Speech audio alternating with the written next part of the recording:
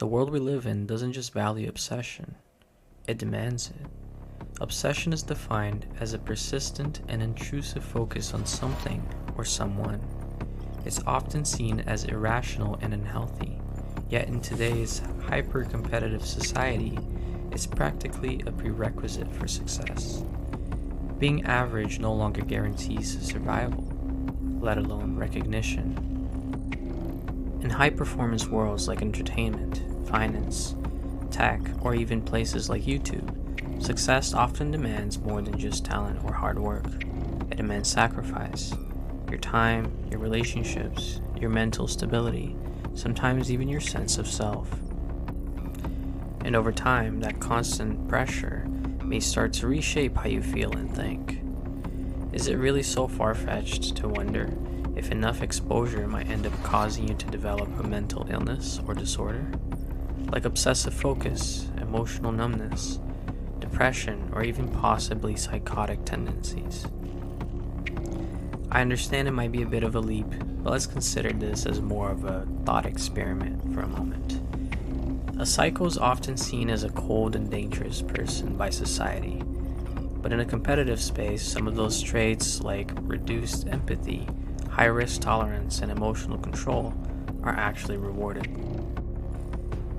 I understand that most people aren't born this way, but the longer you stay in those environments, the more natural it feels to act in ways you normally wouldn't, especially when that behavior is encouraged or rewarded by the company. When someone breaks under the weight of stress, we rarely question the systems that brought them there. We treat broken things like isolated incidents, but breakage often reveals something wrong with the system itself, a truth we are all encouraged to ignore. I'm not saying becoming a business person will turn you into a psychopath, but I am saying that maybe it's time to step back and think about what kind of systems we've created and what kind of people they're shaping us into. If we don't, we risk losing the very part of ourselves that makes us human. Take greed, for example, a selfish and excessive desire for more than one needs, particularly wealth or power. Like obsession, greed is considered psychologically unhealthy, yet it's a defining feature for many successful individuals.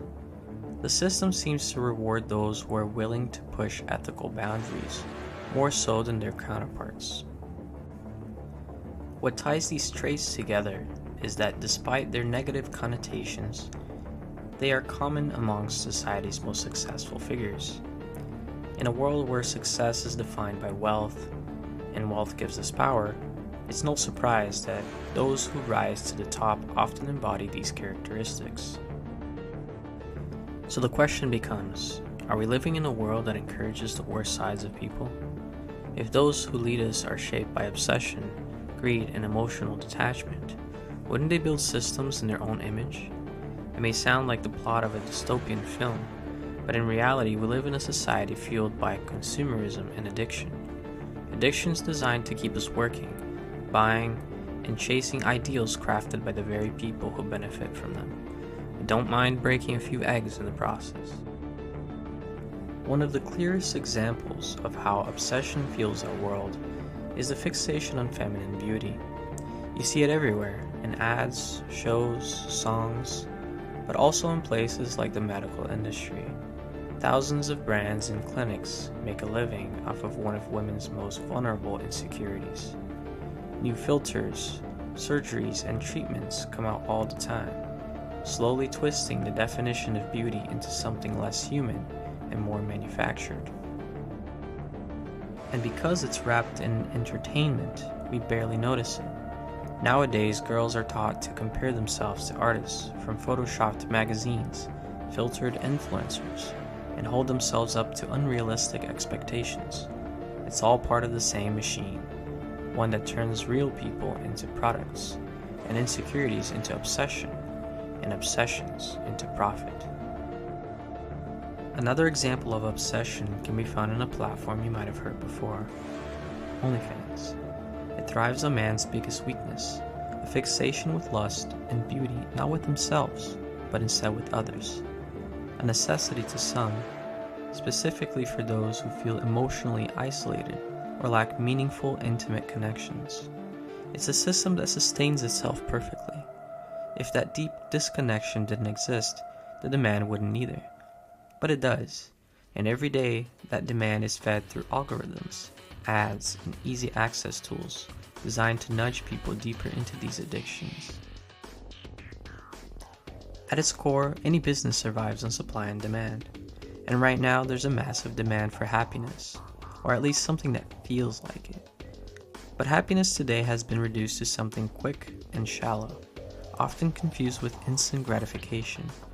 Buying something, being entertained and satisfying a craving, or maybe being craved by someone else. Then there's the kind of happiness people look for in others, but that too has become distorted. We often fall for the idea of someone, not the actual person. And when the illusion fades, when they don't meet our expectations, we feel disappointed and move on. With so many options at our fingertips, relationships have become disposable. Let me ask you this. Who in your life would you choose if you couldn't just swipe to find someone new? It's easier now to replace people than to invest the time it takes to really know them. Maybe society's teaching us that people and things aren't worth the trouble anymore. If something doesn't serve us instantly, it's easier to just walk away and try again with someone else. But the truth is that constant replacement doesn't bring real joy. It leaves us chasing momentary highs, trying to fill a deeper void. That's why we keep buying, scrolling, consuming, searching, trying to feel something that lasts. But what if your happiness didn't depend on getting more, but on needing less? There are other forms of happiness, but they require more from us, like feeling joy in someone else's success. Something as simple and profound as a parent watching their child grow. That kind of happiness takes emotional maturity and connection, which seems to be fading in this world. Another form is found within, turning inwards, stepping away from materialism, and learning to be okay with ourselves. But the screen in our hands has become a lens, distorting the world and keeping us from truly seeing it, and seeing ourselves in it. At the end of the day, everyone wants to be happy, but despite the many paths that exist, most people only believe in the one tied to money. It's sad to see how common it's become to pay for temporary pleasure instead of doing the harder work that leads to something real.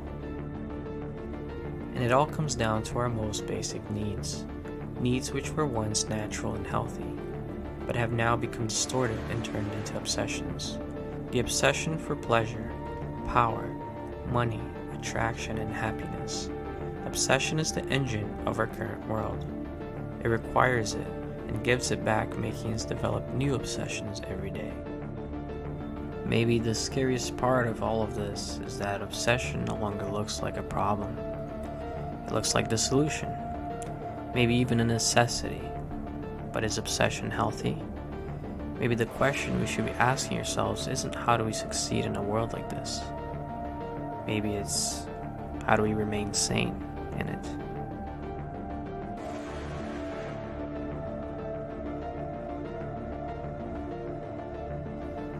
Did you agree with the video? Tell me more about your thoughts in the comment section below. Feel free to leave a like if you want to see more content like this. And as always, thanks for watching.